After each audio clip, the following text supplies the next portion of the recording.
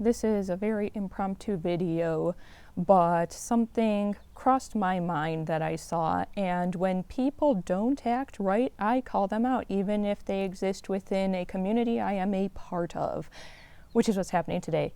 But because it's impromptu, you're gonna have to deal with the floof of infinite coziness and just be okay with it. Also with my Rode Lav mic, because I don't feel like doing my whole filming setup right now. So anyone who's been a part of my channel for a while knows that I'm a full-time artist, and I make most of my bill money for each month by doing Comic-Cons. I do Comic-Cons of a variety of sizes. I do anything from little one-dayers that only bring in like 30 ticket holders to multi-thousand ticket holder events. And a somewhat new problem has arisen involving Comic-Con this year that I've seen people definitely discussing, but not in the context of how I want to go over it today. It has to do with inflation. So I know that absolutely no acting president, regardless of political affiliation, ever wants to admit that the country's in an economic depression, but like, let's be real here, we're in an economic depression. As of right now, the economy is doing worse and money is worth less than it was during the Great Depression. So it's not just a little bit of inflation, it's like a full 5-alarm issue right now, and most of us are aware of that. We're also aware of the fact that a lot of small businesses have unfortunately had to raise their prices because the cost of materials that we use for whatever it is that we do have gone up exponentially. We wish we didn't have to do that, but the only other response to it is outsourcing. And when it comes to small businesses, most people are going to go to the one that says made in the USA. Let's just be real here. So Comic-Cons are in a sense considered a small business. I know some of them make a shit ton of money. I know some of them get a whole bunch of people, but most of them are not giant corporations unless you're talking like WizardCon / Fan Expo, something like that, where there's multiple different conventions that they put on throughout the year in multiple different places. Most of them are like a one and done, and you know, that is all they do. So in that respect, they're a small business. And they are having a similar problem to other small businesses in the country right now, which is inflation. So tickets have gone up a lot. Artist alley and dealer tables have gone up a lot. Tickets for one day at Comic-Con that I saw last year for $25 are now anywhere from like $50 to $70, and people are pissed about it. Artist alley tables that were $75 last year are like $230 this year, and people are pissed about it. And first and foremost, I don't want anyone to get me wrong with this. You're completely valid in being frustrated and upset about that. If you are getting priced out of the convention scene, it's understandable that you would get upset with the owner of that convention for not finding some kind of workaround for it. It's understandable that you feel like you're not appreciated anymore as a ticket holder or as an artist because of this, especially when it comes to the convention owners who have a very good reputation. So just like any other job, there are some convention owners who are greedy. They're just in it because they see the dollar signs. All they care about is making money. So they constantly price gouge their artists, their dealers, the ticket holders, everyone, until they eventually basically kill that con and it doesn't exist anymore because they made their money, so they don't really care if the con is still in existence or not. And you can usually tell when that convention owner is like that because there's a difference between a price hike and then completely gouging people. Usually you can tell if they're price gouging, you know, convention owners by what you get out of the VIP. VIP tickets can be up to $500 for the weekend sometimes. If all you're getting is like a shitty tote bag that someone pressed in their basement, a shitty t-shirt someone pressed in their basement, and 3-day tickets, it's not worth getting a $500 VIP. You're getting absolutely nothing that nobody else is getting or could have gotten by just going on the website themselves and buying it. So what's the point?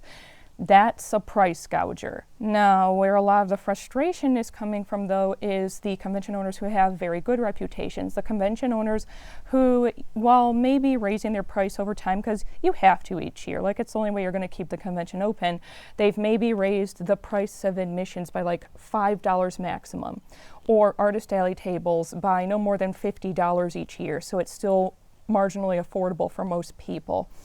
And that maybe they have their own convention because they came from the large convention scene and they don't like the way it's turning out. They don't like all the price gouging and the money-hungry nature of it. They love what a convention used to be when they started out in like a hotel lobby or ballroom and there was only like one celebrity guest there and everything else was all about the artists. When they have that kind of reputation, it stings so much more when there is a price hike, and that has happened a lot this year. And unfortunately, even some of the best convention owners, the ones with the best reputations, have price hiked like 100%. You're sometimes paying triple the amount you did last year, and it's very upsetting for people. And obviously, what do people do when they're upset? They try to reach out to the owner and get answers as to why this is happening.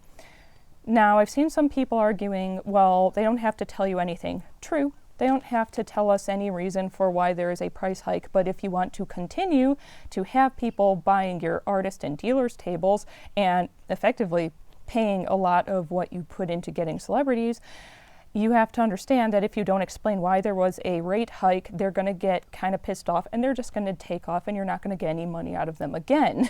And trust me, I know some people may not realize this, but there are people in Artist Alley in the dealer's room of Comic-Con that people come to see just as much as some of the celebrities. There are favorite dealers, there are favorite artists that have their own small fan bases. And I have seen some people at the conventions that I attend who, upon realizing that their favorite artist is no longer going to be attending that con, they just stop coming. People are loyal to vendors more so than most convention owners realize. And of course, whether the owner explains to you or not why there was a rate hike, you are completely entitled to feel however you feel about it. You are entitled to say, I'm done with this convention now, I'm never attending it again, I feel betrayed. You're entitled to feel that betrayal. You're entitled to think that person's morals should be called into question. Anything you're feeling is completely valid. But there's something that's starting to happen with regards to this issue that is completely unacceptable. And it is mostly people in Artist Alley who are doing this. And it is the fact that when they realize that the rates have gone up more than they can afford and they're going to be losing a source of income, because for a lot of people they need Artist Alley in order to pay their bills that month, they try emailing the convention owner. The convention owner may be busy, they may be just mentally overwhelmed by everything, by how angry people are. There's a myriad of reasons why they don't get back to these people immediately, and they don't. And a week passes and a lot of these people still haven't heard back from the convention owner, so they start getting even angrier because they're like, well, first you're gonna price gouge us and basically chase us out of our space, and now we are not answering us. What the fuck? But instead of just sounding off in like Google reviews or something, what they are doing is they are hunting down these convention owners' personal, private social media accounts. They're finding their private Facebook, their private Instagram, their private TikTok that is just for family and friends only, and their personal life, and is not affiliated with the business in any capacity. And they are overwhelming those private accounts' messages, or trying to tag them in things and post on their, timelines and stuff. And that is outrageously inappropriate behavior that needs to stop immediately. Like I said, you are valid in whatever you are feeling. It is okay if you are angry and upset about it, especially if you don't feel that you're being heard or answered. But you do not hunt someone down and stalk their private social media. Put this in the context of literally any other line of work. Say that you go to a restaurant, and this restaurant is like Michelin star, so you're paying a pretty penny to dine here. And you are unsatisfied. Just everything seemed to go wrong. You had an absolute Murphy's Law of a dinner that day. And you're pretty pissed because you're like, wow, it took me months to get this dinner reservation in the first place. I paid a ton of money and I wasn't happy. So you ask for the manager, and the manager happens to just not be in at that time.